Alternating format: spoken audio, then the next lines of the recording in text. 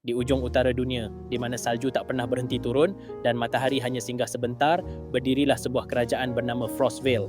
Negeri itu tampak indah dari luar, istana terbuat dari kristal es. Danau membeku memantulkan cahaya biru muda serta hutan pinus yang berdiri seperti penjaga setia. Namun di balik keindahannya, tersembunyi kutukan kelam yang telah mengikat istana itu selama 100 tahun. Kutukan itu bermula dari Pangeran Erindor, pewaris tunggal takhta Frostvale.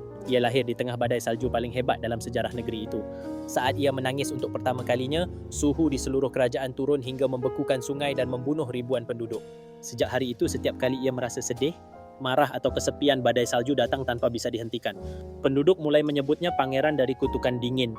Ketika beranjak dewasa, Erindor memilih bersembunyi di menara tertinggi istana. Ia tak lagi keluar, tak ingin menyakiti siapa pun.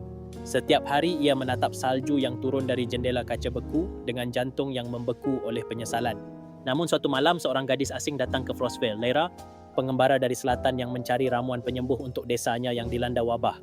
Ia tersesat di tengah badai dan tak sadar bahawa langkahnya membawanya ke gerbang istana es. Saat ia pingsan di depan gerbang, Erindor menemukannya. Untuk pertama kalinya, sang pangeran menurunkan sihirnya untuk menghangatkan seseorang. Jari-jarinya yang dingin menyentuh pipi Lyra dan entah bagaimana salju di sekitarnya perlahan berhenti turun. Hari-hari berlalu, Lyra dengan kehangatan dan keberaniannya mulai menembus dinding beku hati Erindor.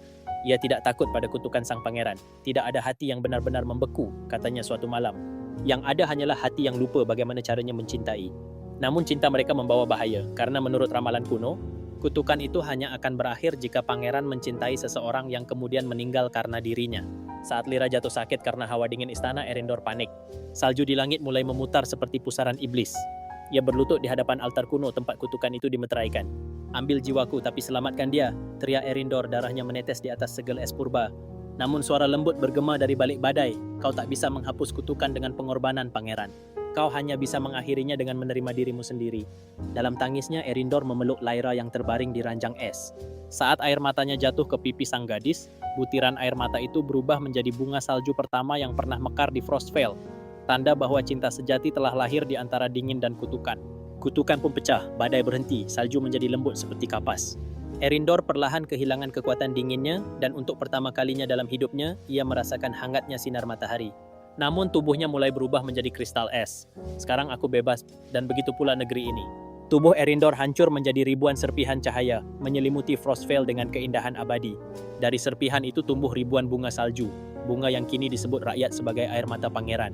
Lyra tinggal di Frostvale dan menjadi penjaga taman bunga salju itu. "Selama cinta tetap hangat di hatimu, aku akan selalu hidup di antara salju."